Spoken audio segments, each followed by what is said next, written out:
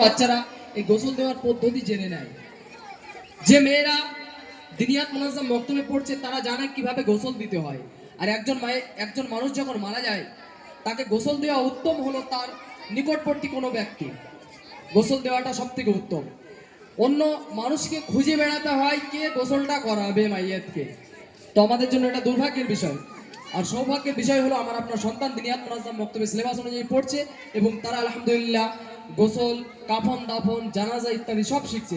এবং যার পুত্র সন্তান পড়ছে সে আরো বড় ভাগ্যবান, কারণ তার সন্তান তার নিজের জানাজাটা তার সন্তানই পড়াবে ইনশাআল্লাহ। একদিন আমাদের সন্তান এমন তৈরি হবে।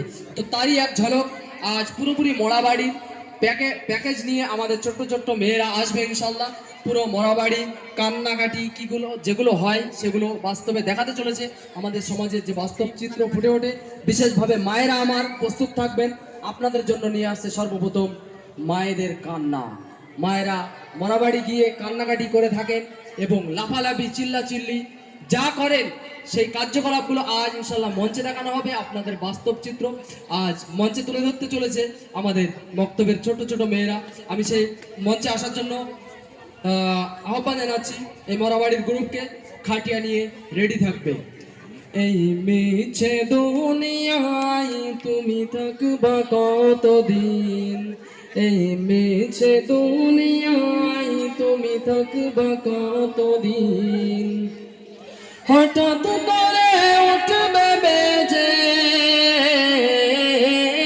হঠাৎ করে উঠবে বেজে চলে যাওয়ার বিন। এই মিছে দুনিয়ায় তুমি থাকবা কতদিন, এই মিছে দুনিয়ায় তুমি থাকবা কতদিন। এ দুনিয়ার মিছে মায়ায় আছো তুমি ডুবে, একবার ভাবনি হায় চলে যেতে হবে।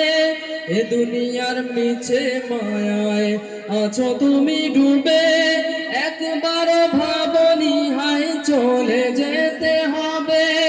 কি হিসাব দেবে তুমি,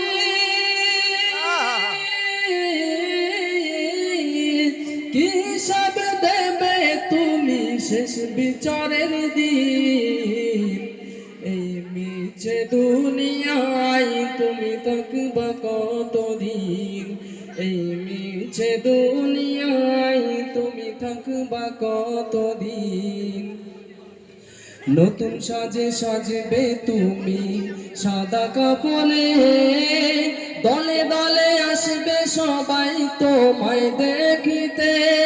নতুন সাজে সাজবে তুমি সাদা পোশাকে, দলে দলে আসবে সবাই তোমায় দেখিতে।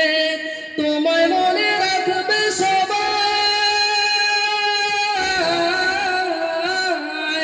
তোমায় মনে রাখবে সবাই অল্প কিছুদিন। এই মিছে দুনিয়ায় তুমি থাকবা কতদিন। তো আসুন বাড়ি কান্না। এখন আলগা বয়স মরার বয়স হই নাই গো। ও বিয়া, ও বিয়া, কোথা থেকে কি হলো গো?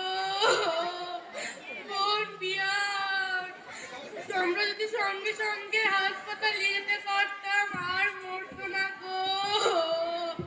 ডাক্তার স্যালাইন দিত, পেটে ওষুধ করলে আর মরতো না গো।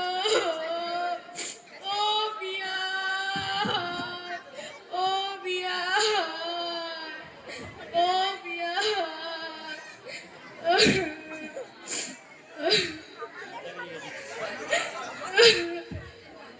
আমাদের সামনে প্রিয় বোন যে কাঁদলেন, এই কান্নার মধ্যে শিখ রয়েছে।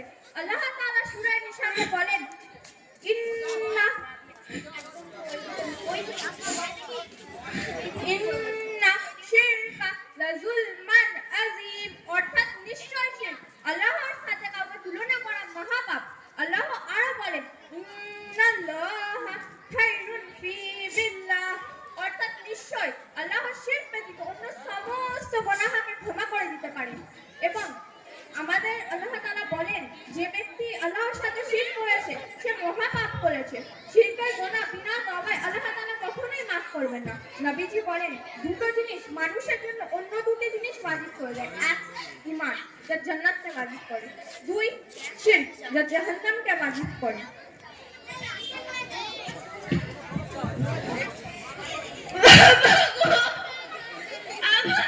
চলে গেলে মম্মি।